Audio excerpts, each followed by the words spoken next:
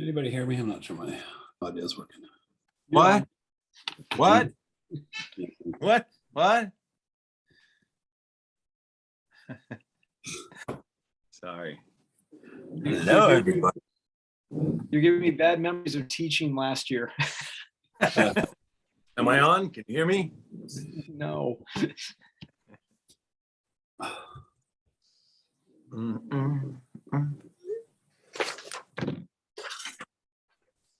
Recording in progress.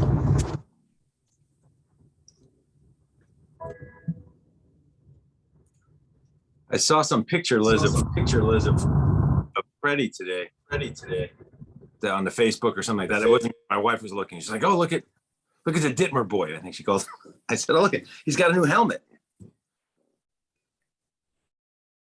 Or to me. I don't know what picture you saw. I Maybe have he no does. idea. I have no idea. He He looked did handsome. get a new to him bike, so that's exciting. Oh, no, his helmet. I mean, his haircut. Oh, his haircut. Yes. Oh, I got your joke now. Sorry. It was evidently not a very good joke if it took that long for you to get it. But hello, Mr. Gollum, Mr. Conklin, Ms. Pace. Who else is Good here? afternoon. Good afternoon. That was a good icebreaker, Dave. Thank you. Yeah, you're welcome. I do it for you, Jeff. I do it for you.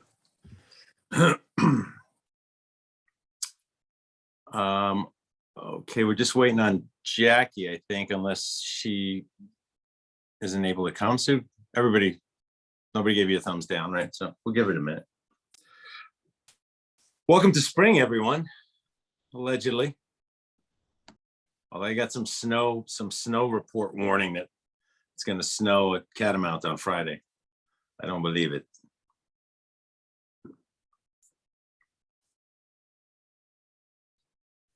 The ice is finally gone off the lake.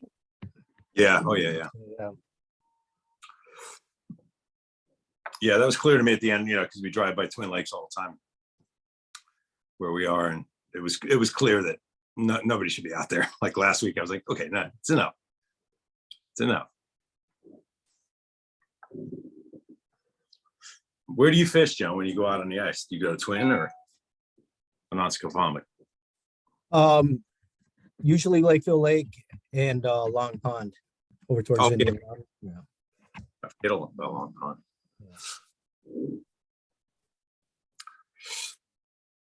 All right, well, let's get going because Jackie occasionally has things pop up in one of her many duties that take her out of the loop. So I'll call the meeting of the Salisbury Central School Board of Education to order at 5:32 p.m. on this lovely third day of spring. Second.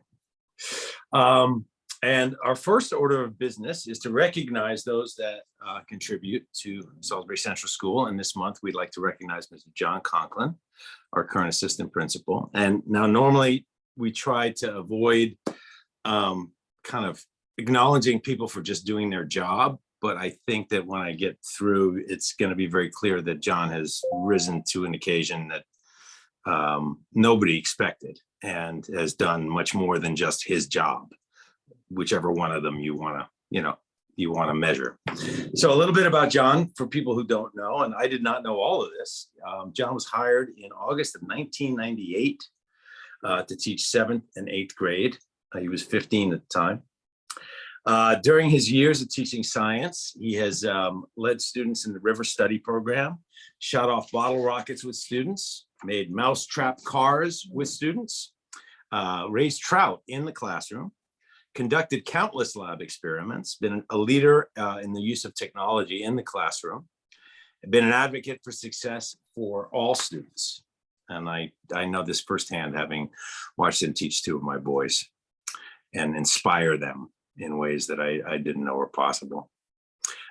Besides teaching, he's filled many, many roles at Salisbury Central School. He's been the baseball coach for many years, the DC trip coordinator, the science coordinator, a head lead teacher, a middle school coordinator, a team new teacher mentor, a secondary teacher evaluator, and of course, an acting administrator. He also lends us his beautiful wife, Megan Conklin, who teaches 1st grade and has 2 wonderful children, Hunter in 8th and Phoebe in 5th grade, that have been in the program for the duration. This year, however, he began a new job as assistant principal, very eagerly and very enthusiastically, still convinced that Monday is the best day of the week. And because of unfortunate circumstances that Stephanie encountered with a car and some injuries that needed some attention and some rehabbing from, John, put on her hat and got out his shovel and his axe and his fishing pole and went to work. And he took the lead, basically one of the busiest times in the COVID period that we've been experiencing, as far as need to notify as far as managing cases within the school and the community. He got staff through the holidays and a winter assembly. He planned professional learning for the month of December. He led winter team meetings. He also took over, fortunately for me, building and grounds, because I need as much help in that area as I can get. And really kind of tuned up the way we've been running meetings and doing business in that committee. And just, basically spelled Stephanie, worked in unison with her, obviously, but was the man with his hand on the switches and his head on the block, as it were. And John, I think that everybody was convinced, knowing you for these many years and watching you work and watching you lead in our buildings, that you were going to be exceptional at supporting Stephanie as an assistant administrator. But you have, proved us right above and beyond what we expected. You were invaluable to making this school year seem like what could have been a major disaster for the leadership of this school was a blip, because of your skills, your passion, and your commitment to doing what's best for the kids in our building and the staff. So we wanted to thank you and acknowledge that you've contributed something above and beyond, what any expectations we had. So I hand it to you, my friend. Well, thank you for the recognition. Those of you know me the best know that I'm not a spotlight person, but thank you nonetheless. It was a privilege to be able, despite the terrible circumstances, it was a privilege to be able to work with a great team to make sure the business of teaching and learning went on. And, not a day goes by, and this was even before Stephanie's accident, not a day goes by where I'm not convinced that we're the gold standard in Region 1. We put kids first every single day, and because that's what's most important. And just happy that Stephanie's okay and happy and healthy. So David, thank you. can I just say, from the Yes. perspective of the front office, I've known John since 1998 and always admired him for his level-headedness. And I just want to say that it's been a pleasure working with him through this, because of his calm demeanor and his approach to everything he does, from the perspective of teamwork makes the dream work, if I can quote Chris Coleman. And it just, always felt like such a pleasure to be able to answer questions he had and support him in his work. And I just really admire and appreciate his calm demeanor and his approach to things. And as I knew that he was going to be really good at the job, but it was just such a relief to know that he was the one that was there to lead us through things. So I just wanted to say that from the front office perspective, it was fantastic. Thank you, Sue. And you're right, I had a lot of questions for you. So That's why you're good at what you do, John, because if you don't know, you ask. that's it. That's And it. that's how anybody attains mastery, I think. So thank you, Mike.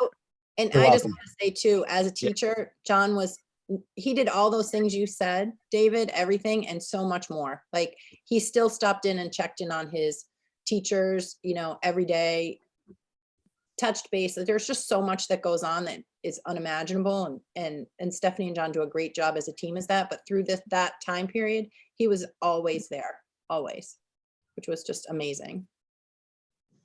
Thank you. And, you. I won't say everything I have to say because that would take too long, but you could imagine that I am so, so grateful. And from the moment that I awoke in the hospital and could understand what was happening, I was very concerned about Salisbury Central School and wanted to know right away that we were going to call work. We had to call work. We had to call John. And they reminded me that it was 3:30 in the morning and we weren't going to call John. But I knew right then, even in a very altered state, that John was going to be the one and that he was going to make it okay. And he did. And I will forever be grateful for that. So thanks, John. You're welcome.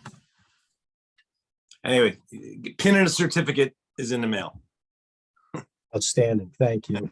I'll hand it to you when I see you next time. But Just happy to be helpful. thank you, John. It's really, it just makes me very excited about the leadership that your teamwork will create for this school moving forward. It's very exciting.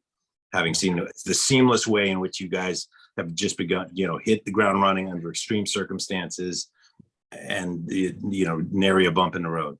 So I just, thank you both, but thank you, John, very much. I'm just really excited now, again, Stephanie being well and back, some of the great things that we had been planning long-term vision-wise, we could get back on track and work on those things. So Look forward to seeing it all.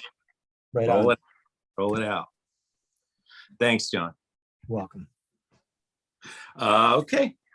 Next item is a spotlight on learning, and Miss Jennifer Segal is here to read us some Dear Basketball poems, I believe, or to share them with us. Yeah, sure. I'd love to. Sue, should I share the presentation? Is that the best way to do it? Or can I share my screen? Yeah, you should be able to share your screen. Okay, great. Okay, sorry, just want to make sure I get this right. So while I'm doing that, I can just start and give you the background. Let me see. Allow. It's not sharing, is it? Oh, yeah.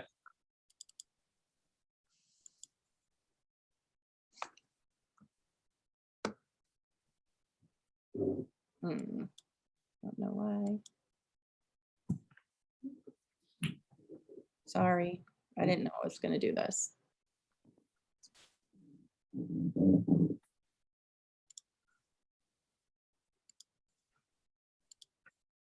Well, I'll start talking while I'm trying to fiddle around with this so I can get the presentation that I made to share. I don't know why I'm having trouble. I did this for forever. Jen, is there something that I could? It just keeps popping up for system preferences, and I don't know why it's not letting me. It's saying it's a privacy thing. It's not letting me share my screen.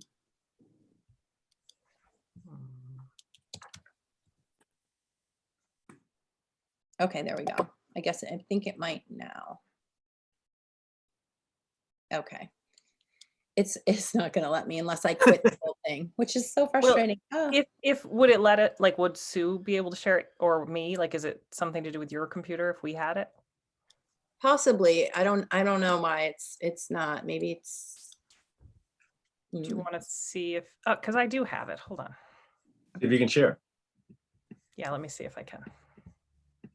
So I'll give you the background while we play with that. So 6th grade, you'll see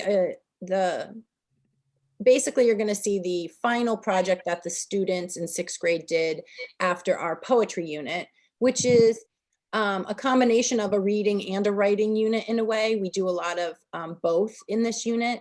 We read a free verse novel called The Crossover, which has a basketball theme by Kwame Alexander. And we do a lot of discussion about that. Oh, there we go.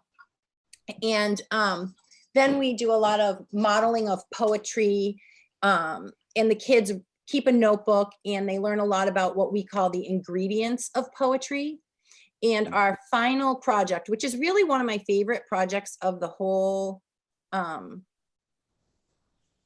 we lost it. We're looking at a calendar now.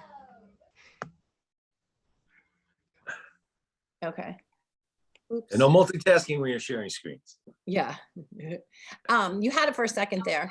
So we read and annotate. The first thing we do is at the end of our unit, where the students have already gotten really familiar with poetry, the format of poetry, and have discussed a lot of what we call the ingredients, which are things like rhythm and rhyme and repetition, imagination, passion, Figurative language is a big part of it, feeling. So as we're reading these different poems in the classroom, we're discussing them and they're writing in their notes like, oh, I saw repetition here, or I hear the rhythm here. There's rhyme. This is really original. And then we end with a deep dive into Kobe Bryant's Dear Basketball poem, which was a letter that he wrote, a poem and letter that he wrote to his fans went right as his last final NBA season began. So we use this as our mentor text. And the first thing we do is we read it. And do you want to go one more slide up? Maybe go another slide. We read the poem and we, those are all of our learning targets.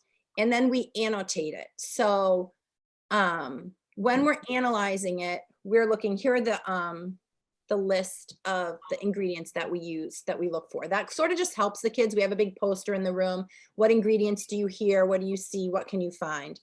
And the poem itself by Kobe, which is linked on this slide, it's written as a letter, and basketball itself is personified. So he's talking to basketball throughout his poem. He's reflecting on the time from the moment he was a little boy rolling his dad's socks down and taking shots into the into the trash basket, basically, to that, how he imagined himself with poetry. So a lot of the figurative language that we talk about with this particular poem with the kids that I talk about is that personification, giving something a human quality. So we read the poem several times, and then they also made it into an animated short, which is really powerful. And we watch that after we've read it once or twice. It's Kobe's voice. And, given the history of Kobe and what happened afterwards, and they're all very aware of it, it makes it even more powerful, this animated short. And it shows him as a little boy and then growing up into this amazing superstar. So they watch it, they read it, and then they annotate it. So if you could go to the next slide, that would be great, Stephanie, thanks. This is just an example of I managed to hang on to a couple of their annotations, just because I think I love to look at what the kids write after they have really dug deeply into the text. And you can see they're searching for these things. We have a list of the things that they should search for verse by verse. And we do this, through discussion. They're not doing this independently. We're talking about it. We're rereading it. We're searching for elements of time and those metaphors that he uses. So this is sort of what the culmination of the analysis looked like if you were to come into the room and see them annotating their poems. That's a pretty good example of what they did. And it's really one of the first times I think they really figure out what we mean when we're saying you need to annotate the text. And this is such an easy way for them to do it because there's so much white space on the paper, and it's a pretty clear-cut poem. They completely understand it by the time we're done with it.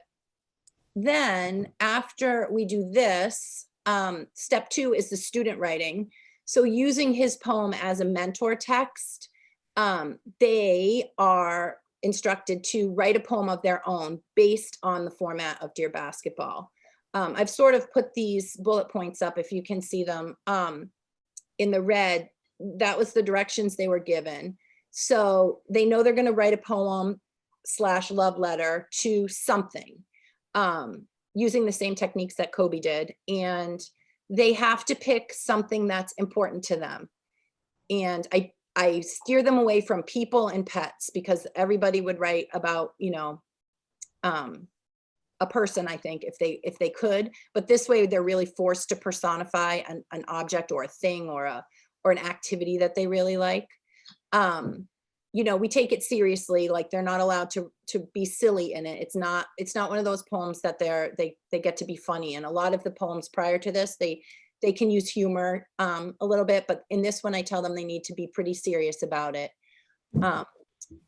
And And so they get drafting and they get going pretty fast. The hardest part for them at that point is to figure out like what it is that they're going to write about. And every year I get the most creative submissions from students, and I have a sampling for you guys to see, but we have everything from writing about a stream, a suitcase, you know, sports. Obviously a lot of kids write about a sport, the ocean, places, things, all of it, art, music, anything that they're really into, they write about. So and the other thing that I think is so great about this is I feel like it is one of those activities and assignments that every student in 6th grade walks away from feeling pretty good about. Like from my top high learners who can really get involved in like more complicated figurative language in their poems, to a student who might struggle to write an essay. This feels like a task that they can do because they all feel so passionate about whatever it is. And they outline, you know, how did I attack? Like this fishing is a really good example of that one. You know, this student has been fishing with his stepdad since he was little. And so he could think about, okay, you know, then I moved. He was able to walk himself through his lifeline of fishing and why that was important to him, and walked away feeling really, really good about it. So these are some of the results from it. So we've got fishing, baseball, and then soccer, music.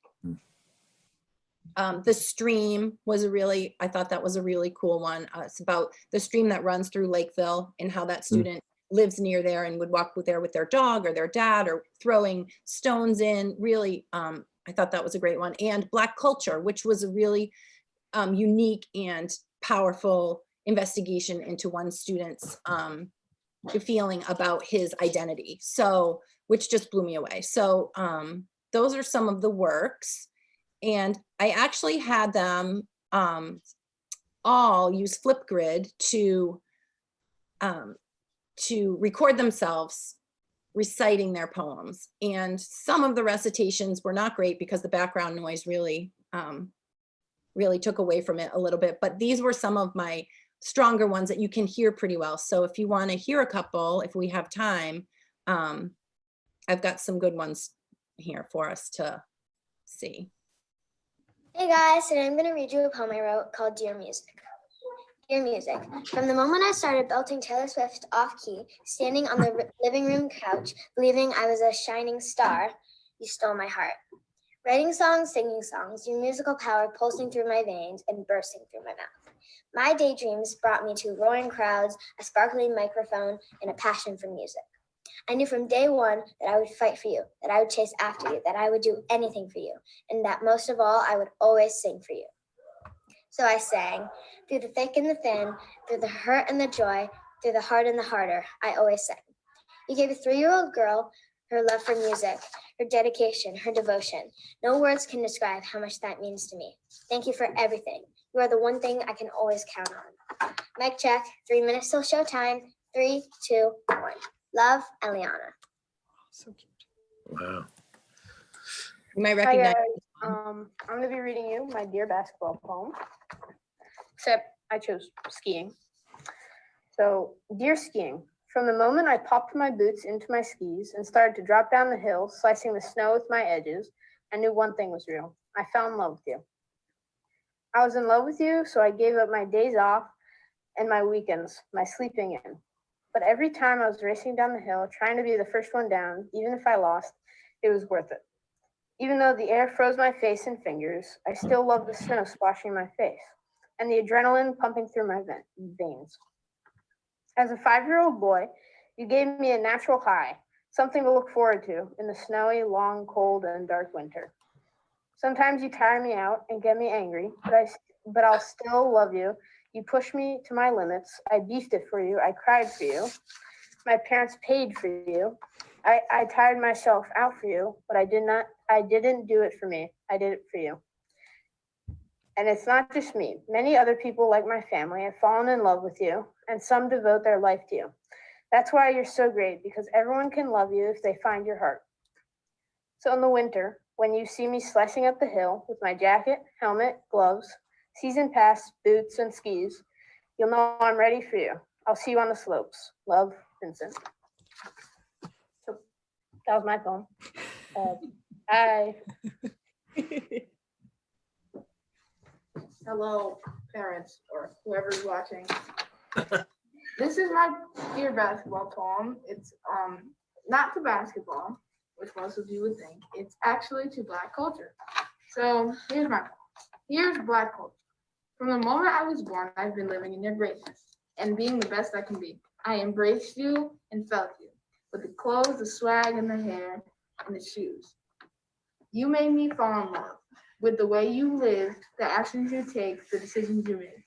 You made a 9-year-old have self-confidence, believe in himself, make it where he is now, and what he has accomplished. My biological dad was my first Black role model. It seemed like he didn't care. He didn't do everything he could for me. But you put someone in my life that cares. He does everything to make me better in life. I really appreciate that because I needed that. You filled my glass. You built my house. You called my shots. You bounced me back. You made me like Mike. You made me think for a couple of years that my Black side wasn't good enough for me. Then you showed me that no matter what happens, I will always have a part of you in me. If people leave and if people come, you will never leave me. Love, Michael. That was my poem. Thank you for watching. Yeah, so, oh, I forgot. Dear soccer, from the moment I made my first goal, dribbling an imaginary defender and scoring a goal at the last minute, I knew one thing was real. I became obsessed with you. 5-year-old out in the yard playing with my 2 big brothers. A log and a sweatshirt mark our goal, trying my hardest to improve every day. Our rules were simple. If you score, you're goalie. They played hard, but I played harder.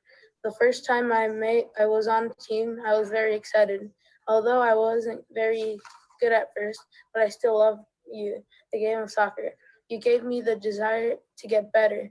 After school, I played every day with my brothers. I couldn't believe it. I got to join Northwest. I was nervous. Coach put me as left wing.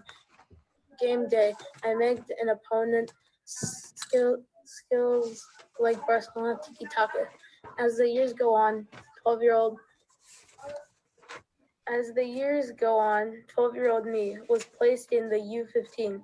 I was never as fast or as skilled, but I learned many new things, always working, always hustling, and always improving. My goal for next year is score at least 2 goals. In high school, I want to be the top player. College, I'll aim to be the best in the division. Ultimate goal, make it pro. I love the sport, and I love you very much. Love, Anna.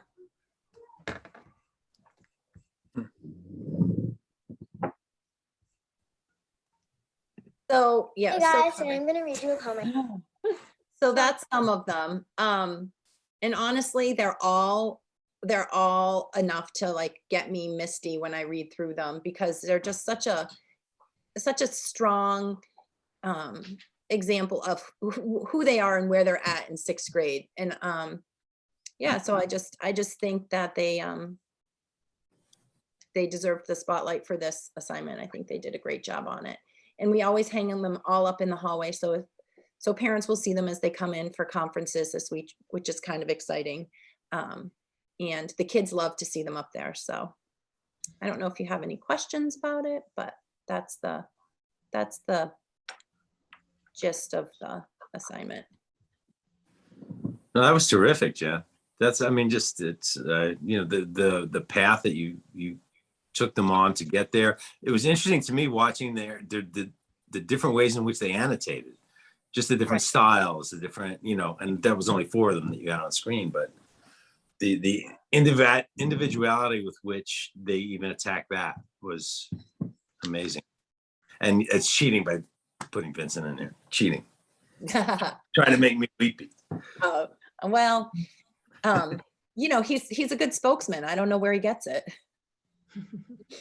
Those are also really special because it's that's a testament to the trust they have with you and Yeah. their peers to be able to be so vulnerable there. I mean, that was so sweet. They are so good. I know and some of them don't love the recording. You saw on how he didn't want his face on the screen, which was fine. Yeah. But they were able to sort of view each other's like that, that once they record them, they have access to them and they can leave a positive comment or, some nice feedback for each other. So that was a safe way for them to share also, because then they don't have to do it live, which gets them a little nervous Oh. sometimes. Yes. Those were great. Thank you. Oh, you're Yes, welcome. thank you so much for Having sharing. me. Thanks for having us. Thanks for coming. Can I add something? I mean, that's Yeah. such a great project, but I can tell you for a fact, every time Stephanie and I do a walkthrough at Jen's room, that stuff goes on every single day, 100% student-centered and student engagement. So you're hitting it out of the ballpark. Thanks, John. True. Thank you, Jen. All right, great. Next is approval of our minutes from our meeting of February 28th, the regular meeting. Do I have a motion to approve the minutes as submitted? Thank you, Jackie. Thank you, Natalia. Any discussion? Hearing none. All those in favor say aye. Aye. Opposed? Abstaining? Thank you very much. Hey, David, quick question. If Yeah. we weren't at a meeting, do we have to abstain or do we? You should abstain, yeah. If you weren't there, you weren't present to witness the, yeah. Yeah. And I abstain. I don't I'm know. sure you saw the wildebeest in Uganda, but you were not here. Yeah, I don't know what went on last week, but It was a wild, raucous party. Great. Next is our financial report, Ms. Bucieri. Wait. Oh. Don't we yeah. have February 28th, the regular meeting? We have a special meeting for the 24th. Oh, that's all I had on the agenda. Sorry, they are Yeah. here, yeah. And then we have our special meeting of February 24th. The minutes thereof. what was there? Which was our discussion about the lifting of the mask mandate. So do I have a motion to approve those minutes as submitted? I was there. So All right. Tom, any discussion? All those in favor, hold on, I'm just looking at them now. All those in favor say aye. Opposed? Abstentions? Thank you very much. Thank you, Natalia. Abstaining. Fantastic. Sorry, that wasn't on the agenda, so I blew right past it. No. Or On the the agenda. agenda that I have in front of me, I should say. Okay. Next is our financial report. Ms. Booch? Yeah.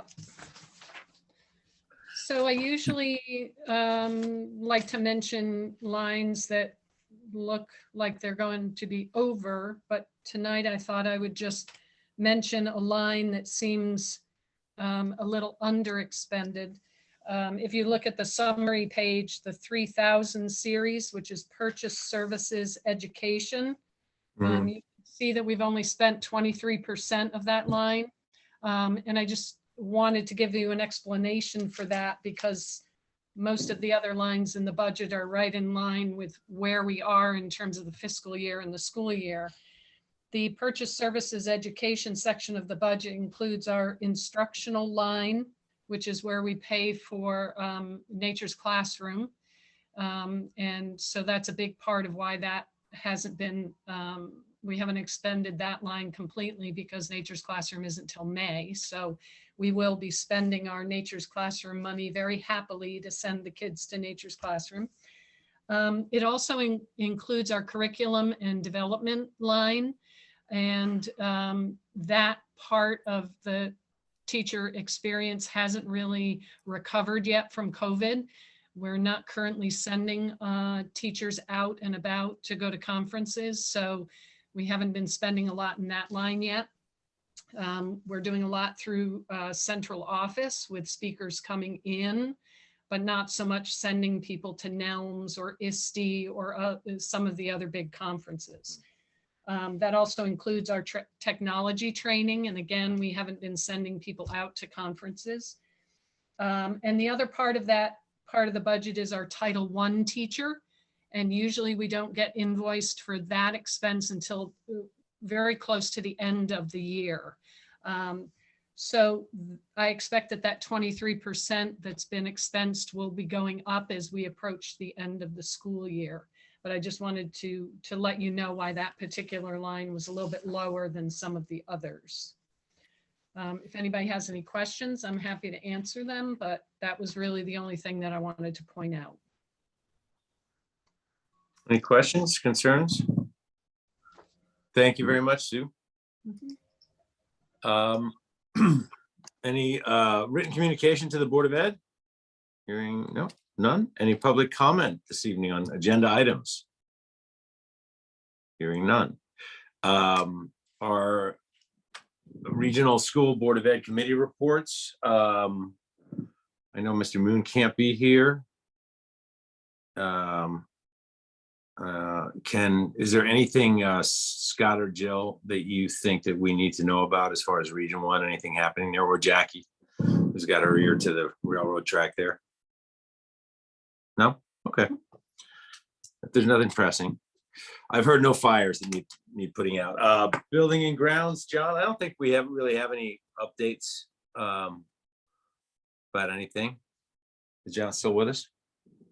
No, he's gone. He had the dinner date with a special Phoebe. With that, He sent a message too. that crazy Mrs. Conklin? Yeah. I don't think there's nothing, we've been talking about, the one thing that we've been kind of wrestling with is as we're easing restrictions due to COVID, there were a bunch of requirements that the state, et cetera, was kind of asking of our custodial staff. And some of it was very silly, especially, I think in general, once we got to know about the disease and how it's transmitted, et cetera, and it was sort of still in place. And some of those things have just lifted, like the custodians were having to go around at the beginning of the day, 2 hours before there was anybody in a room opening windows, even in the middle of winter. It was just a big drag on time. And the COVID is not in the room when the people are not in the room so much after overnight. So there's little things like that I think we're lightening our custodians' load as we lighten the restrictions elsewhere. That's only been the biggest change. The rest of it's just sort of housekeeping stuff and things you've already heard about. Any questions about ABC? About building and grounds? The ABC committee, we skipped our meeting last month. We are meeting this Wednesday night. Tomorrow night, there's a meeting also of the middle school activities and athletics committee to talk about spring coaching and hiring of spring coaches for softball and baseball. The ABC committee is meeting Wednesday, and it's really a one-ticket meeting about the superintendent's salary. We want to get a firm number set for next year so that can go into the budgets, so that there's no appearance of impropriety and that we're being upfront. I think everybody's pretty confident about Lisa's performance this year, and I think we can certainly look forward and good. Come on in. You did a very good job with your poem, my friend. Thank you. Mrs. Zagala was kind enough to share it with us. Oh, I hope you guys. Vincent Valson, everyone. I think, that's it. That's all we've got going on. It's been kind of a light workload for ABC this year. We're still continuing, obviously, to work the entire ABC committee and pretty much the entirety of the Region 1 Board of Ed in framing our assistant superintendent search. We had a great meeting with Mary Broderick, who is consulting with us on that search. And, she's got a few more temperatures to take of stakeholders. And then we're going to basically kind of frame the position clearly and start putting it out and accepting applicants. I'm very excited to meet them. So that's it. Any questions about ABC Middle School Sports Assistant Superintendent Search Committee? Hearing none. Thank you very much. Next is a budget update. Ms. Major. Hi. So I think you have a document in here that shows some some budget updates. The good news is when we went to the Board of Finance, it seemed well received. They really didn't give us any feedback other than to seem supportive. So Sue and I did our usual, though, relooking and sort of figuring out some things that maybe we had question marks about. And we now have brought a budget with the overall impact being 2.96% instead of 3.95%, which down percentages is always good. I can briefly just tell you how that came to be. And that should be on your highlights. You have a sheet that looks like this. Is that true? Yeah. Yes. Okay. Yeah. All right. So there, you'll see in the certified staff, we reduced that 25,000 because we have grant money that's going to cover that that we talked about. That was one of those things that we hadn't gotten to yet. So we know that we can take that money out of there and not reduce our Title I, just cover it a different way. On the, let's see, next section in 2000 series under line 23, we have a little, that is a, Sue, that's an increase there, that 6,597. Yes, yeah, it just updated pension numbers. Recalculation of the pensions, which is a contractual benefit. And then there's nothing really until the other big change that we made was to the COVID line. We're not zeroing it out because we don't think that would still be prudent. However, now seeing some changes happening and really looking at our custodial staff and making a decision, have released, as David was talking about with the building and grounds, they have released so many of the requirements that we do not anticipate paying for the extra custodian. So we would have our normal amount of custodial staff next year.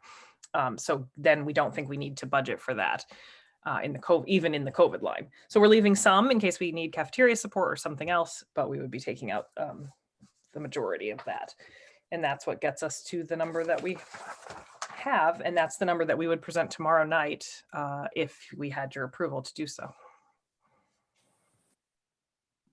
Any questions for Stephanie or Sue about changes or where we're at?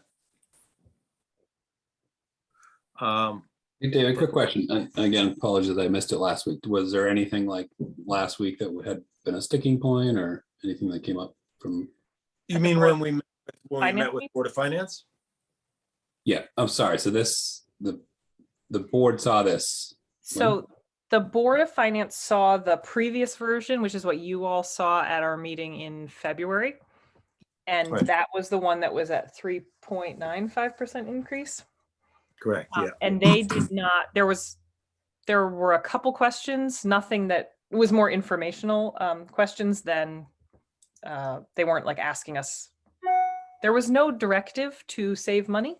There was no area that they seemed to question about the amount. It just was questions about like, the cafeteria and how does that work and that kind of thing.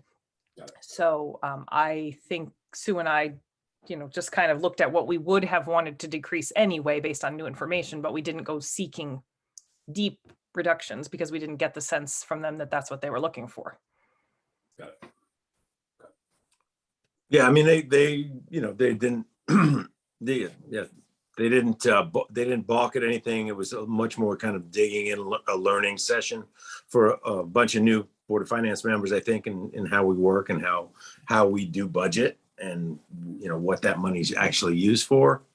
I feel like this is a terrific way to walk in at a second meeting with them, because this is in general around the number that they feel comfortable with as far as an increase, which is, sort of in line with salaries and what we do. So I think it's great. Not that you guys had to do heavy lifting to get here, I don't think, but it's terrific. So I would certainly entertain a motion to approve the budget changes for presentation to the Board of Finance at our meeting with them tomorrow night. Thank you, Natalia. Second from Jackie.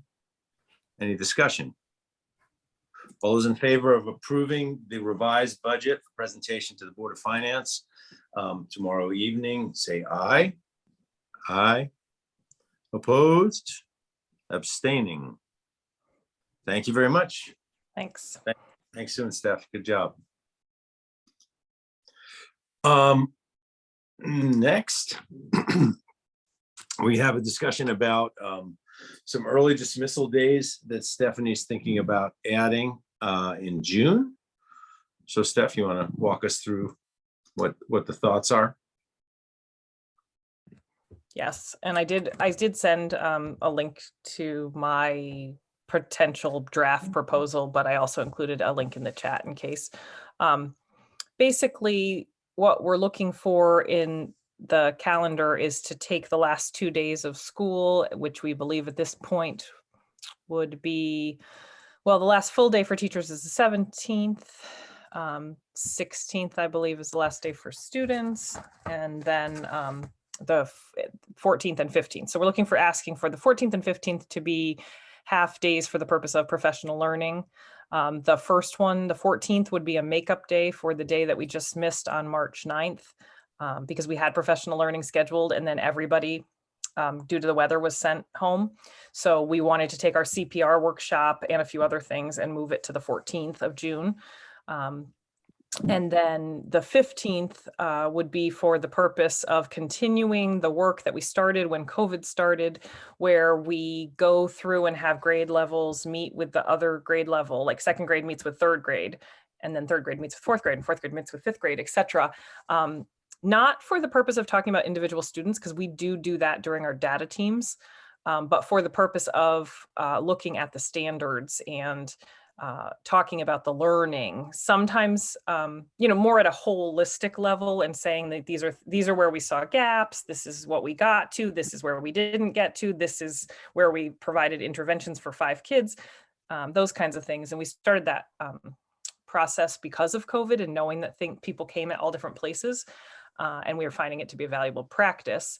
But because we are a bigger school, we do need time for that. So I kind of made a map of how I could use the 2 half days plus the full day to get everything done, including the makeup work from the 9th. And so I was just looking to see if we would be able to add those 2 half days. Stephanie, Question? just a quick question. That doesn't run us afoul of any like mandatory number of school days or any of that stuff. No. And one thing that we did talk about as a group of administrators is realizing that if we, not the 14th, because that's a makeup day, but the other day, like if we know that we're going to need a day at the end, then we should really start thinking about putting it in originally. Like, right, like even next year, we already approved a calendar because we didn't have this conversation until after, unfortunately, but we already approved a calendar that doesn't have a half day in June, when really you need one. I mean, there's a lot of end of the year work, not just those things that are listed there. So I think we sort of agreed that by the next time that we do a calendar, we'll probably end up having that there. But now I'm kind of going back after the fact and making that change for us.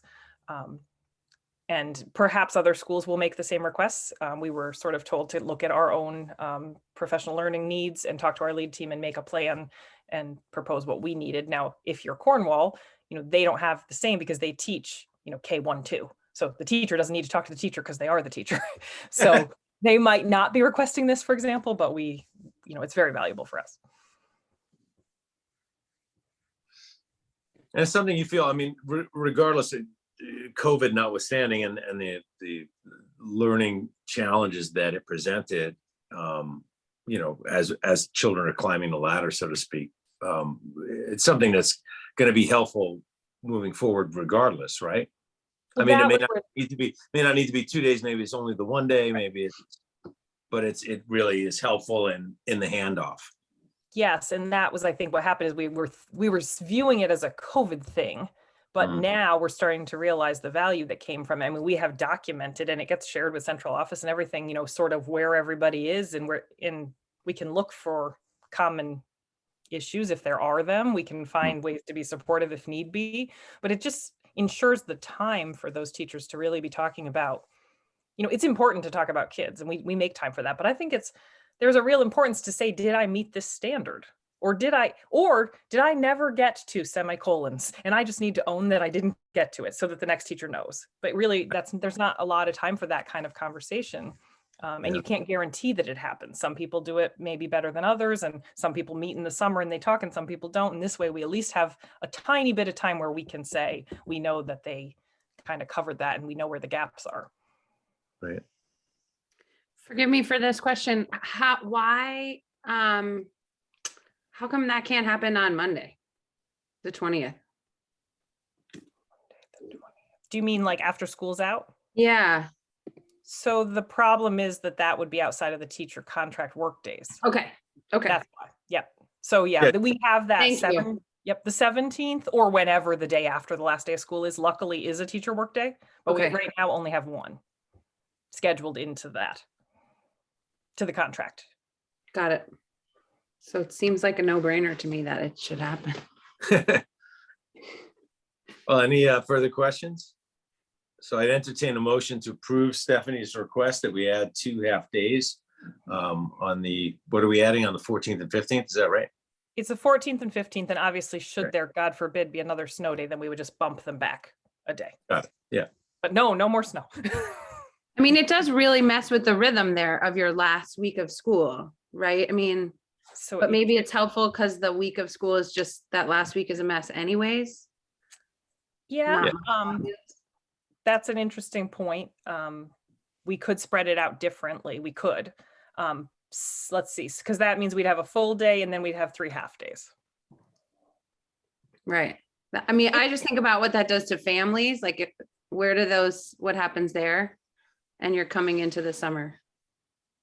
We could, that is a total, like, I feel flexible about the idea that if for some reason we wanted to do like one a week before or something different, we don't have to put it all that way.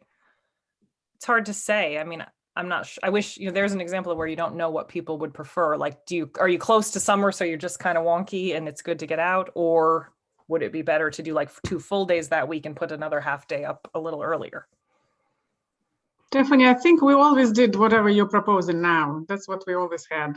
At That's the end true. of the school, last week is half. So that was before. Always like that. Yeah, I mean, outside, I don't know that, I mean, I don't mean to diminish anything that's happening in the classroom, but I don't think that some substantial, meaningful learning is happening that last week before summer. I think that everybody's sort of, where they've gotten to as far as instruction goes. It's really the impact on the families that we're most concerned with, I think. I don't think it's a concern about us not creating an environment of, really advancing learning. It's really, would families be more comfortable with a Monday where they got to catch kids, or just bite it off and take it that week? I'm personally, I'd rather take it all in one shot than I think spread it it might make more sense for the teachers to have it closer to the end though, don't you think, Stephanie? Like, Oh, yeah. all at once. I think it works nicely. And I think, because I think for them also, it doesn't, like, if you are you're always doing valuable learning, but you're certainly really getting to your valuable learning earlier in June because you're trying to close things up. So then you're not as disrupted in the classroom at those last couple days. That's for sure. And parents also, it seems that we just roll into the summer, and also if they know ahead of time, the planning is important for them to know it's half days. Yeah. But Right, it's which is why I did want to hurry sort of to get it to this meeting, because I like to give people the most Yeah, information. we talked about putting this off for a little while, but Stephanie was able to kind of do the consultation she needed to do with other administrators and wrap it out. Well, I would entertain a motion to approve the request for 2 additional half days in our calendar. Thank you, Jackie. Second from Natalia. Then Tom, third. Any further discussion? Hearing none. All those in favor? Go ahead, Steph. Did you have something? I was just going to say, just technicality, but in the notes, like, let's call one an additional and one a makeup day. Is that okay? Sure. All those in favor of approving the motion as amended, say aye. Opposed? Abstaining? Thank you very much. Thank you. David, I was listed as, I was up as opposed. Yeah, no, I saw that. Okay. Did you see that's, do you want to voice it, Kevin, or no? No. Sorry. Thank you all. I will, Thank you, everyone. teachers will be grateful, and I will make sure families know early. Thank you. The next item, our favorite, is our healthy food certification. So Sue, if you just want to explain it to everybody, especially our newcomers, and just so everybody knows, I'm not allowed to make motions as the chair. So if we were to make these motions, somebody else would have to read them. I'm going to just open it that way. Go ahead. Why cannot you make a motion about the health? It's actually in our policy that the chair cannot make a motion. That's why I always say I would entertain as opposed to I like to make a motion. So just to refresh everybody's memory and for the new folks on the board, about 11 years ago, the Board of Ed opted to sign up for the State of Connecticut Healthy Food Certification Program, which, to put it in a concise way, we commit to only selling food to students outside of breakfast and lunch that is deemed by the state of Connecticut as healthy food. So they produce a list of items that are acceptable. And back before COVID, when we were selling some snack items in the cafeteria and the middle school had a snack bowl, we committed to only selling items that were considered acceptable and healthy by the standards of the state of Connecticut. And we've done that.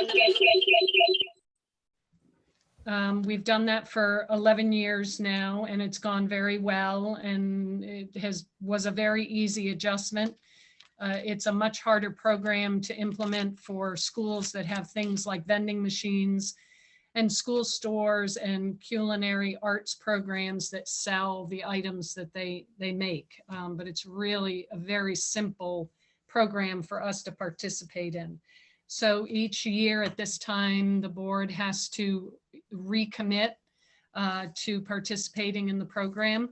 The school does get a financial incentive from the state by participating.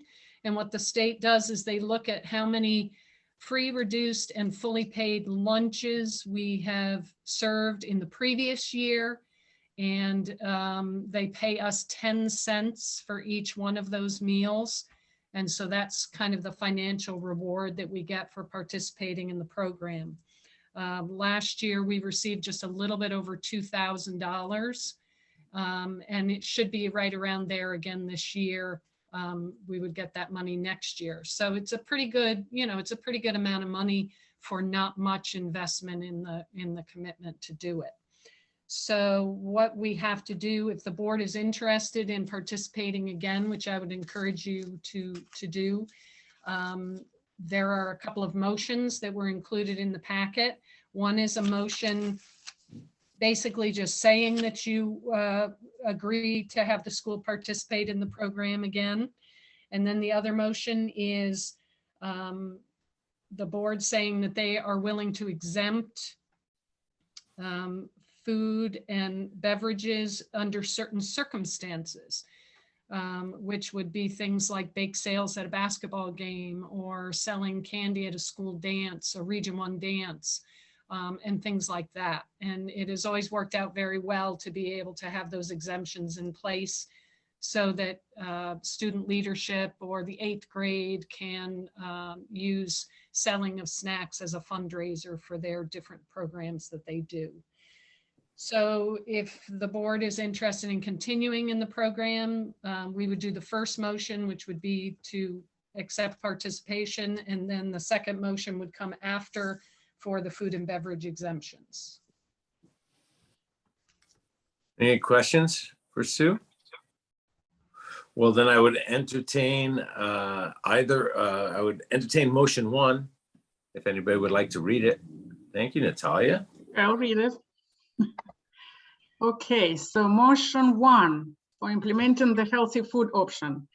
I make a motion that pursuant to CGS Section 10/2015F, the Salisbury Board of Education certifies that all food items offered for sale to students in the schools, in the Salisbury Central School, and not exempted from the Connecticut Nutrition Standards published by the Connecticut State Department of Education will comply with the Connecticut Nutrition Standards during the period of July 1, 2022 through June 30th, 2023. This certification shall include all food offered for sale to students separately from reimbursable meals at all times and from all sources, including but not limited to school stores, vending machines, school cafeterias, culinary programs, and any fundraising activities on school premises sponsored by the school or non-school organizations and groups. Any discussion on the motion on the table? Questions? Hearing none. All those in favor of approving the motion We as need a read? say second. aye. We need Oh. a second. Oh, yes. Do I have a second for that motion? Tom Carter has his hand up. I'll take it. All those in favor of approving the motion as read, say aye. Opposed? Abstaining? Thank you very much. Is there another motion you'd like to make, Ms. Smirnova? Yes, motion 2 for required vote for food and beverage exemptions. Okay, make a motion that the Salisbury Board of Education will allow the sale to students of food items that do not meet the Connecticut Nutrition Standard and beverages not listed in section 10/221Q of the Connecticut General Statutes, provided that the following conditions are met. First, the sale is in connection with an event occurring after the end of the regular school day or on the weekend. 2, the sale is at the location of the event. And 3, the food and beverage items are not sold from a vending machine or school store. An event is an occurrence that involves more than just a regular scheduled practice, meeting, or extracurricular activity. For example, soccer games, school plays, and interscholastic debates are events, but soccer practices, play rehearsals, and debate team meetings are not. The regular school day is the period from midnight before to 30 minutes after the end of the official school day. Location means where the event is being held and must be the same place as the food and beverage sales. Do I have a second? Thank you, Jackie. Any discussion about the Second Amendment just read to us? Yes, Barrett. I think it'd be easier to prove if we had some samples, maybe. Well, listen, in April, we're going to be together. I mean, if this, we're talking start about having cooking, snacks. like carrots or something like that, I may have to at least abstain. All those in favor of approving the motion as read, say aye. Aye. Opposed, abstaining. Thank you very much, everyone. Thank you, Natalia. And now we move on to some policy work. So, sorry, it's getting dark in here. It was so bright and sunny when we started. The first section of policy is region-wide stuff that we read last month. So we'll start with policy number 4000.1, which is personnel, sex discrimination, and harassment in the workplace with regulation attached to it. And there we go. Sorry. Any concerns? Is there anything that anybody needs to enlighten us about? Whether it be Scott, Jill, or Steph, or Sue?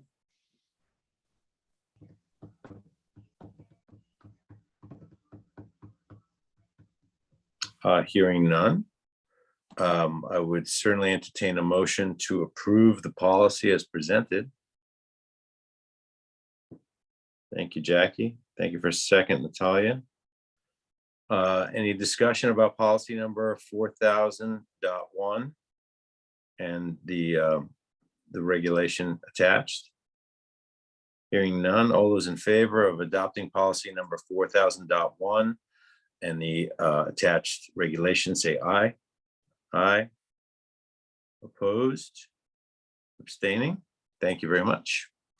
Next is, sorry, the policy number 4152.6, 4252.6, Family Medical Leave Act. Any discussion or concerns about this policy as presented?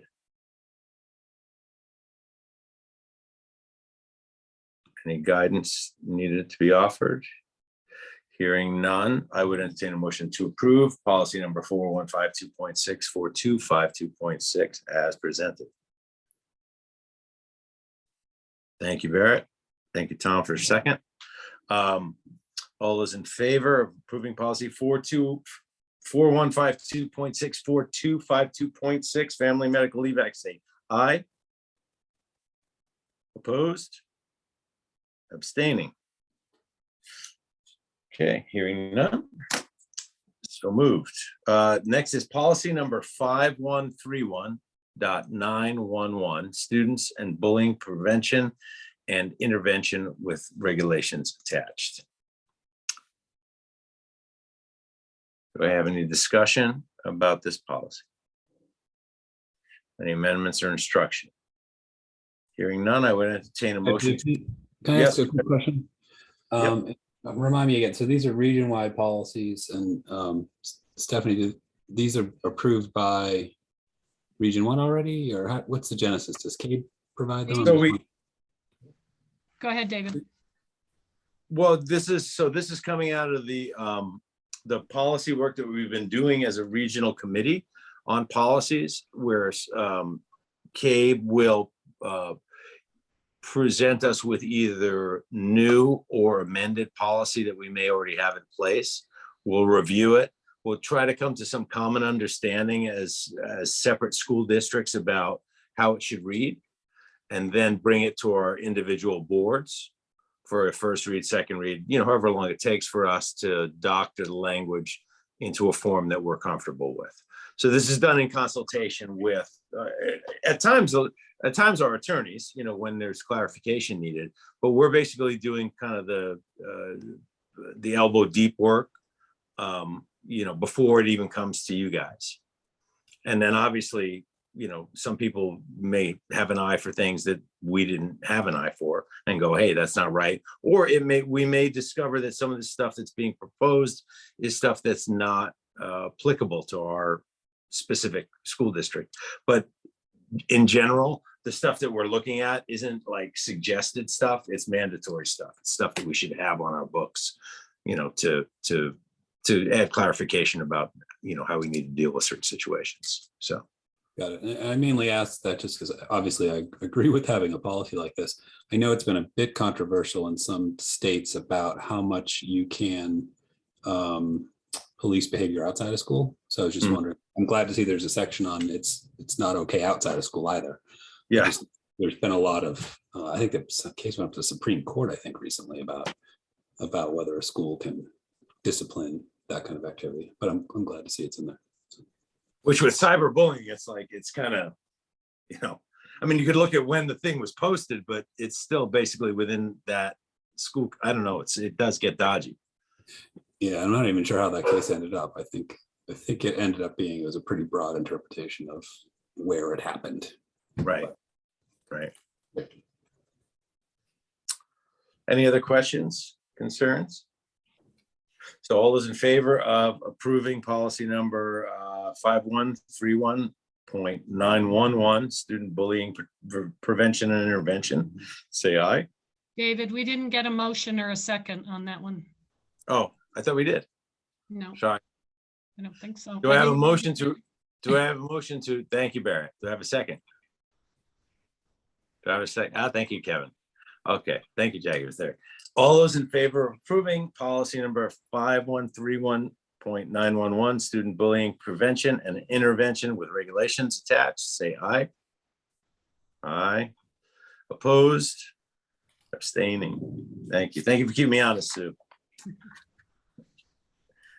I ask a question? I don't mean to get us in the weeds. How does a policy like that, and if someone wants to tell me later, that's fine. How does a policy like that get communicated to the community? I mean, this is really strong. How does this live within the school? How do students know? Steph? It is part of the, not all policies, but that, like a bullying policy and a sexual harassment policy are part of the handbook. And so in theory, the families have signed off, or at the beginning of the year, that they read and reviewed the handbook with their children. So we share the policy. The policies are available to anybody who wants to have them, but personnel policies don't, I guess we're not required to distribute them to the community list, but anything that obviously applies to parental or student behavior, student discipline, that is. And, we receive it and most of us go like, yeah, I received it. Thank you very much. We don't really dig deep, but it's there. And it's there if we want to hold on to it electronically for our reference, should an occasion arise. Or certainly if somebody walked into Steph's office with an issue about something their child was encountering, that's the first thing we pull out, whenever somebody's talking about residency or, that's the first thing that comes out, so that we know how we've promised to deal with that subject, when we encounter it. So one thing that we talked about, right, and so we don't publish all those policies, the handbook would be ridiculous, but we didn't used to have a sign off at all. Then we started having a sign off. Then this year, I think it was at one of these meetings, we talked about needing to narrow the focus of the sign off, because even the student parent handbook is quite lengthy and you'd love everybody to read it all, but perhaps that's not realistic. So for next year, I think we talked about having something that says, I have read and reviewed, and some sort of like, especially these sections. And I think that something like bullying and a few of those like really meaty things would be kind of on a checkoff box system, just to make it a little better. But no, we are not like teaching that. Well, we're teaching about bullying in our wellness type classes, but we're not teaching the bullying policy in school. But Lisa, all the policies are available on the website, school website. Go to Board of Education, there are policies. So, I mean, anyone who wants to read them or want to consult them, they're available publicly. Thank you. Yep. Next is policy number 5145.44, student sex discrimination, sexual harassment with a regulation attached. Any questions or concerns about the second read of this policy?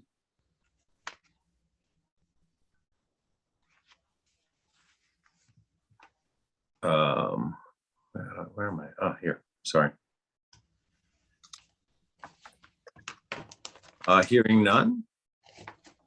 Do I have a motion to approve policy number 5145.44, students, sex discrimination and sexual harassment with regulation as submitted? Thank you, Barrett. Thank you for a second, Jackie. Any further discussion? All those in favor of adopting policy number 5145.44, say aye.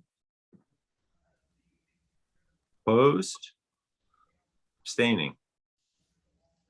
Thank you very much, everyone. And now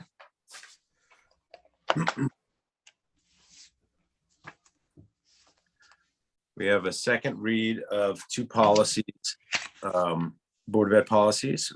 First is 4118.14/4218.14, non-discrimination on the basis of disability. Does anybody have any questions about this policy as presented?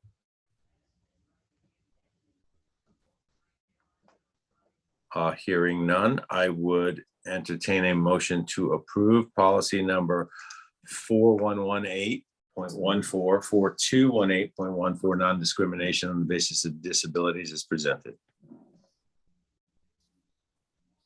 Do I have to thank you, Natalia? Do I have a second? Thank you, Barry. Thank you, Jackie. Any further discussion?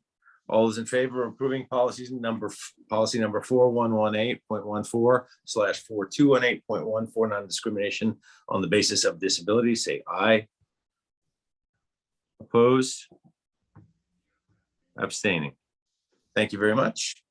Next item is policy number 4118.5/4218.5, which is acceptable computer network use. Any questions about this policy as presented for our second read? Hearing none, I would entertain a motion to approve the adaptation of policy number 4118.5/4218.5, acceptable computer network use. Anybody? Thank you, Jackie. Thank you for second, Kevin. All those in favor, any further discussion? All those in favor say aye. Opposed? Abstaining? Thank you very much. And now we're on to a first read of two policies. The first is 5125.11, health and medical records.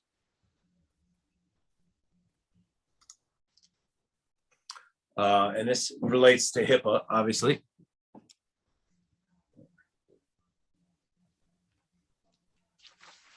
And who we designate as the HIPAA privacy officer? That would be the school nurse, or Yeah, school nurse. Got it. And we just change that to the school nurse, so that if there was, God forbid, turnover in that position, we wouldn't have to amend it. Yeah, okay. Any other questions or concerns about the first read of this policy? Any additions or subtractions, blind spots? It's kind of pretty straightforward. All right, great. So let's, unless somebody has something about this, let's table this till next month, when we can do a second read on it. All those in favor of tabling this policy till next month, say aye. Aye. Opposed, abstaining. Great, thanks. And then we've got policy number 5144.4, physical exercise and discipline of students. Any concerns about this policy? Could you summarize it real quick?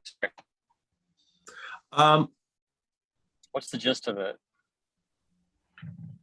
The gist of it is that we can't, I mean, the bottom line, I think of it, is basically we can't punish kids by depriving them of their ability to have physical exercise and participate in physical activities. And we can't use physical activities as a punishment for children. So we can't say, drop and give me 50. And we can't say, no, you can't do push-ups now because you've been bad, go sit in the corner, even though everybody else is doing push-ups. Basically, I mean, I think that the main thrust of it. Is that right? Anybody? Yeah. Makes sense. Thank you. You know, and that we have to have a physical education plan in place, et cetera, you know, but that it's not a neither a switch nor a treat. You know, it's something that is part of, it should be provided to them irregardless. Does it matter that it says the elementary school shall have not less than? Not Where? middle school, Oh, where are you reading? in the top paragraph? Third line.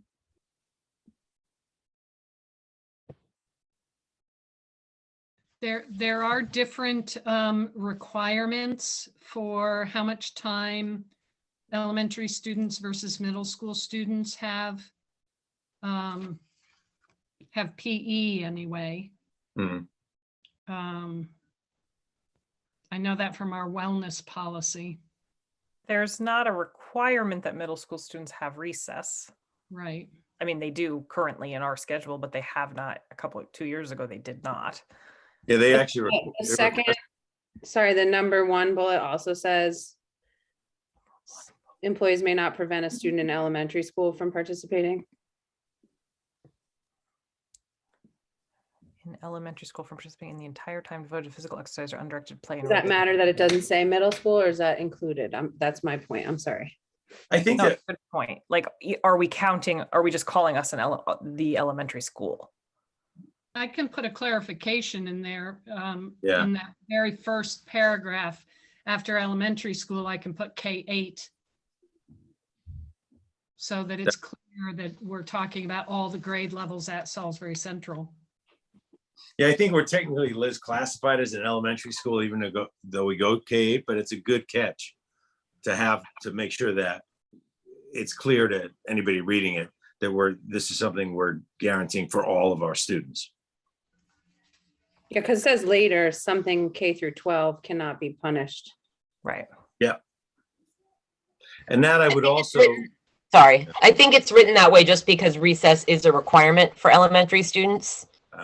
And so they're saying that you can't exclude them from that requirement as a disciplinary measure. It isn't required for middle school students. However, if you're providing it, I imagine that you would treat it the same way, although not all schools do provide recess at middle school. Yeah, we just brought back recess because the students basically kind of approached Stephanie, I believe, right, Steph? That's how it kind of came about. Some of it had to do with that, but a lot of it also had to do with the COVID schedule. We felt like the last thing you could do to poor COVID sufferers is say no recess. Right. But I know that my oldest, when he went to middle school, that was the biggest the most jarring adjustment that he made was all of a sudden, there's no ability to just go outside and scream and yell and run around for, 10, 15, 20 minutes, whatever, 5, and the hormones are raging and all of a sudden you're caged. It's not good. So. All right. So I think but I do think that's getting clarification on that. That's a good catch, Liz. So we should bring that to our next little chat about it. Let's talk about how to craft that so it's better next time we bring it up. Yeah, I'll make an adjustment. And so it'll be read differently for the second read. See Great. how you. Thank you. Any other questions or concerns about that policy? Hearing none, I would entertain a motion to table till our next meeting, discussion of the adaptation of the policy 5144.4, physical exercise and discipline of students. Anybody want to make that motion? Thank you, Tom. Second from Barrett. Thank you very much. All those in favor of tabling this discussion until our next meeting, say aye. Aye. Opposed? Abstentions? Thank you very much. And we move on to our administrative reports. Ms. Major. Okay, so we already talked about the budget.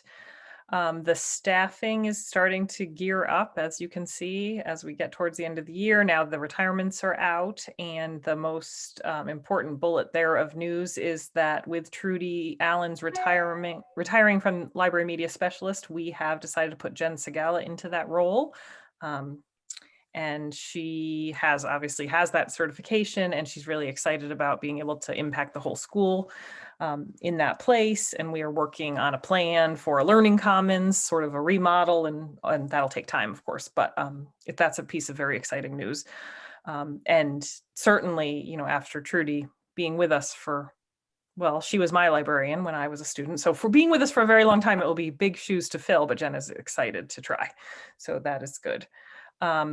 We've talked a lot about the cafeteria issues, and our cafeteria manager cannot stay long-term. So if anybody has any thoughts of anybody who might want to work in a school cafeteria, please send them my way.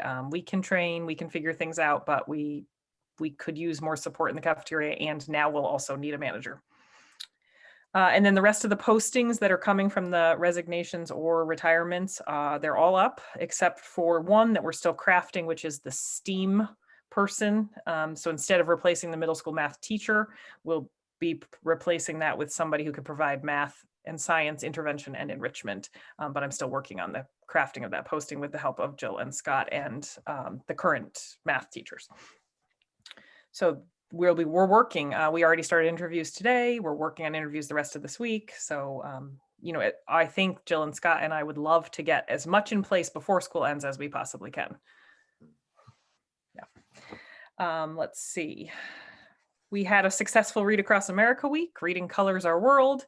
It was, it was fun and felt a little more normal because we were able to have readathons. There was the after school one for the middle school, and there were reading assemblies for the elementary students in person. So that was exciting.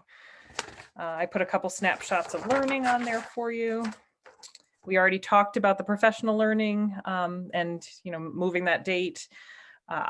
John, Tracy Dowd, and I went to a full day of training in Kent last week with Amy Tepper. She's the one that trains us in teaching and learning and observing teachers.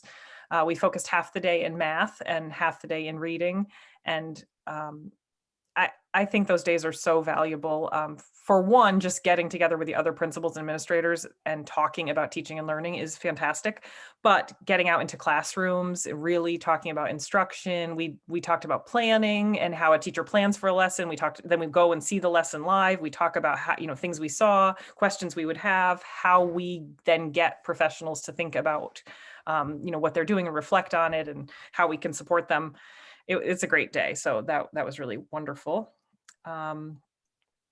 The next section there is about our assessment. So that what is there in the chart shows our benchmark testing percentages that are at or above average in all of the sections. And then if you were able to go into the detailed score analysis, you'll see that we kind of really dug into the growth. We tried to look at it from that perspective and say, okay, so who grew, how many kids grew, who didn't grow? If they didn't grow, were there reasons that they didn't grow?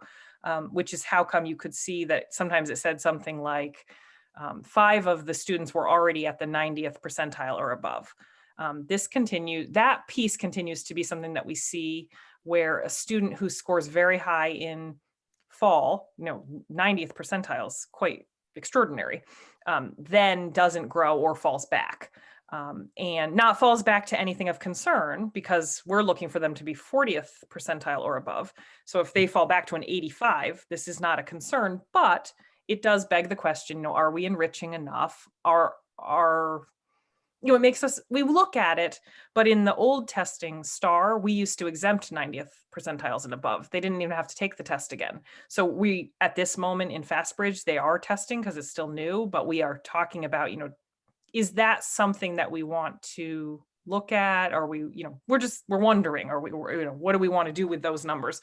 But we thought it was important to kind of look through and say, okay, if we had, 14 kids that didn't grow and 10 of them were 90th percentiles and above, it's a different kind of concern than when you have students that aren't meeting the benchmark at all. So we tried to dig into it that way this time. In addition, we, as a school, we actually went individual by individual, but we did make that chart so that we could kind of get senses of pockets of growth and not growth. Generally speaking, I think that we're on the right track. All our overall averages as far as how many are at or above went up, except for the early reading. And the reason that early reading, and it did the exact same thing last year, so I'm not worried about it, but it's not an apples to apples comparison at all. Like the 1% that we have in the fall and the percentage in the winter are different tests. So really they shouldn't be put together. So we are at 64%, but I do not, based on pattern, I'm not worried that we won't be where we want to be at the end of the year. And the other one that is lower is our auto math. And auto math is the 4-minute timed math test. We do see that be lower. Our A math, which is the actual, the full length math test, is 92% at or above, which is great. The teachers' feelings when we have the data teams is that the timed math is because so little is timed anymore. We're not in a habit of giving timed things. We are sort of this mindset of everyone gets what they need. So fluency.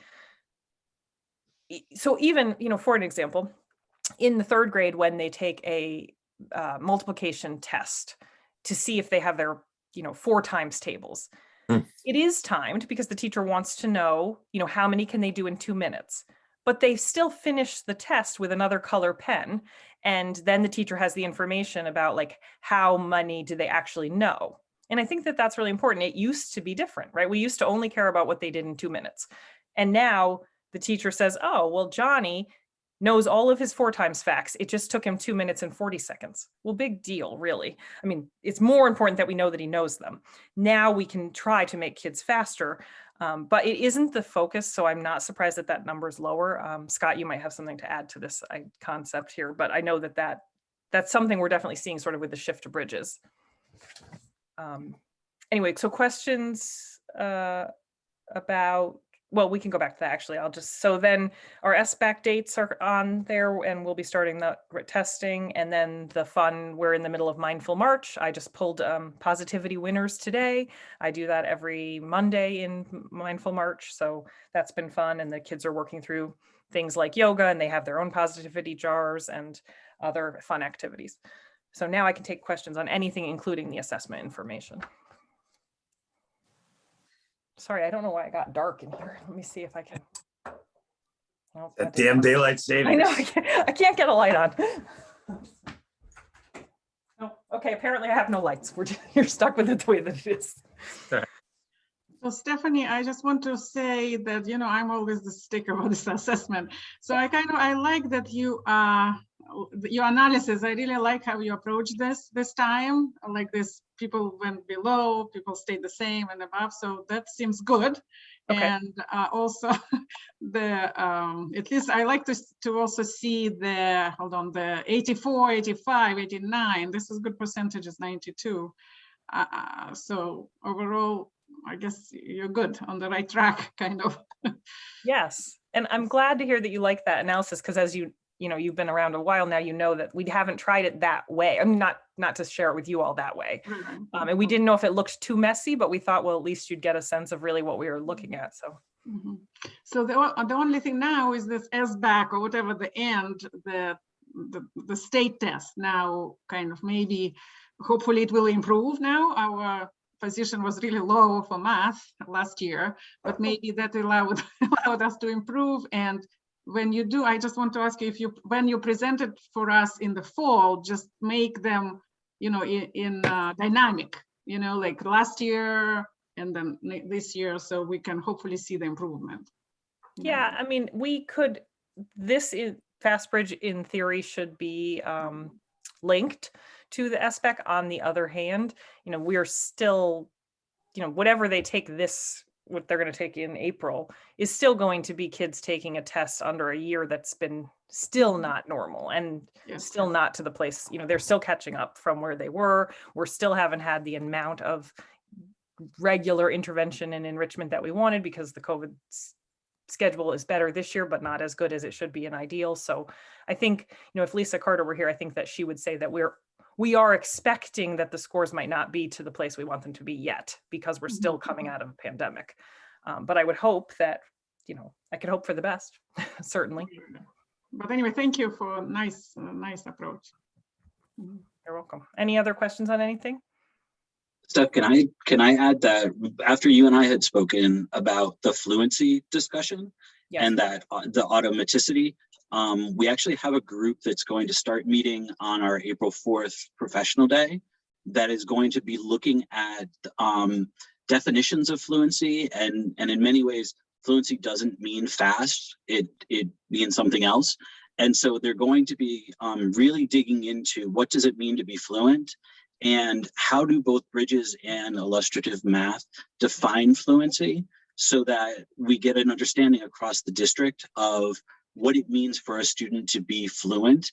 I was at a leadership team meeting this afternoon for one of our other schools, and they were talking about the same topic, and that Bridges and illustrative math seem to be more focused, very heavily focused, particularly at the younger grades with Bridges, on strategies, so that students have a bank of strategies that they can go to be able to come up with the answer, rather than really worrying about it takes you 1 second to get the answer, with the hope that over time they become faster because they have all of these strategies at the ready to be able to use them. Thanks, Scott. I'll definitely be encouraging teachers to go to that workshop. I'm interested in it myself. Yep, it should be really good. Thanks. Any other questions for Stephanie about anything in her report? Thank you, Steph. Thanks, Scott, for filling in there. Ms. Carter was unable to be with us. I'm sure that either Jill or Scott could kind of answer some questions about her report if anybody has any. Hearing none, I will turn it over to Dr. Phelps and Ms. Pace.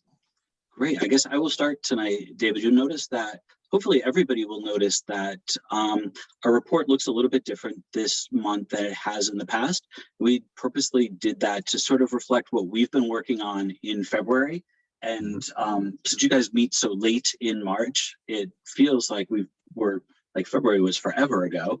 But there are a couple of things that we've been working on. So we have made a commitment to observing teachers across the region and to hiring new teachers, both people we need right now and for next year. So in terms of our observations, we've been able to be out and observe teachers informally and formally in their first year, in their second year, and those teachers that are in their tenure year. And these are just some of the really amazing things that we see students doing or saw students doing in classrooms. Despite all of the COVID everything, kids are still doing very, very cool things and very, very wonderful things in classrooms across the region. And as Jill has been saying, that we gave you 5 examples, we probably could have given you 50 if we had enough paper and thought you wanted to read that many of them. We have just been seeing really, really good things across the region. And that the student work is a consequence of amazing teachers who are working really hard to make sure that students are getting as much as they possibly can every class period that they have. So we wanted to sort of highlight those things for you, given that Jill and I have been out in the schools now a lot, and the hiring piece, I think Jill's going to talk about. Jill. Sure. And I'll just add that, were this a different year, perhaps you all would be in the building seeing some of those things for yourself. But we also feel like because you can't, sometimes it's helpful just to hear about them, and soon enough, right? So I will just speak briefly about the other aspects of our work in February. As Steph mentioned, we are working hard on hiring things for now and things for next year. So that will continue for the foreseeable future. And otherwise, we spent a lot of time keying up some different things that are coming forth in the next month or so. We had a regional half day scheduled and then iced out, which was a bummer. And we have a full day professional learning opportunity coming next month that is going to magically take a day and a half worth of professional learning and jam it into a single day because we're miracle workers. But we're trying to figure that out as we speak. And we're doing some ongoing curriculum work. As you know, we're working on our social studies curriculum at the K4 level to begin with, and working hard at getting that in place. We are planning to structure a rollout for that, beginning with kindergarten and then spiraling up as we go. And you'll be able to hear more about that in the coming months as we have more of the materials ready to share with you. 4th grade Arts Day is coming back in a revised version, live and in person at your school. So I can't tell you exactly what artists we have coming to you yet, but I'm working on the scheduling this evening. We have a lot of wonderful people from throughout the region who are offering their services for this. So we can't bring everyone together at Hotchkiss this year because we would have had to plan that in the fall. And in the fall, we didn't know where we'd be now, but we do anticipate in future years we'll be back in our more traditional format. So this year, a slightly modified version, but still very exciting. And we're glad to be able to support the arts in that way. And we are looking ahead to summer and the very likely possibility of offering a regional summer program, much like you all hosted last year, with the added benefit of having a very a very special last week planned out for our middle school students, bringing them together in the years leading up to their high school experience.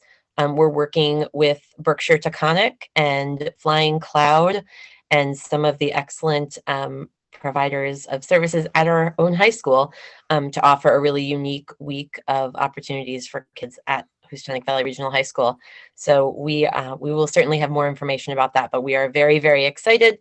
We're looking at it as a week-long program this summer and then hopefully expanding that offering as years go on. So lots of big things on the horizon. We could take any questions you have about our report, or we'll do our best with Lisa's report if you like. So I think it's almost going to be like an orientation-ish thing for them, or it's more an activity-filled opportunity to work with kids. Yeah, with students from other schools. They haven't had a lot of opportunity, maybe middle school sports and activities a little bit. We are expecting to be able to provide transportation for families, which would be excellent. So students would have an opportunity to do a bit of Flying Cloud each day, a bit of ag program extension each day. Anne is working with us through her sports lens, and we're working with the art department at the high school, all to create some cool week-long experiences for kids. We're really excited about it. That's great. Yeah. It'd be great to expand that to any kid that's planning to attend Hoosier. At a certain point, let's see where it goes, but that's a great, yeah. We've been touring colleges, and one of the colleges we go to does it's Bard, and it's almost a 2-week period where all freshmen arrive before everybody else shows up, and they get a running start at acclimating to college and living independently. And so this sounds a lot like it, and getting to know each other. So anyway, exactly. Sorry. Yeah. Well, and just knowing the wonderful things the high school has to offer. I mean, I think sometimes kids look outside of Housatonic, not realizing what tremendous programs we have and what opportunities exist there. And so I think this also gives us the opportunity to point that out to students and to say, there's a lot of really amazing stuff happening here in your own backyard. You do not need to look further for these things. They exist here. So right. That's great. Any other questions for Jill or Scott? Hearing none, thank you both very much.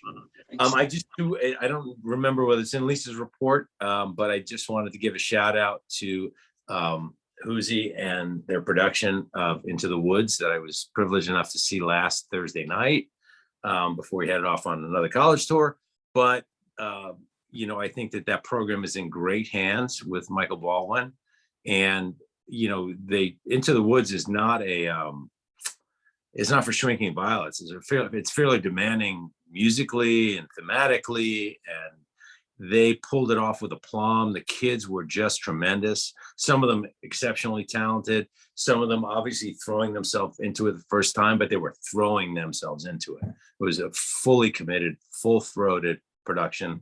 And it was just terrific. It's terrific to see the kids get an opportunity to participate in something that ambitious. You know what I mean? It's not like, let's just do a little quick, easy. People have to sing and dance every once in a while. It was full on. So they've closed now, but I hope that everybody got to see it. And if not, throw a little money to the Housatonic Musical Theater Society.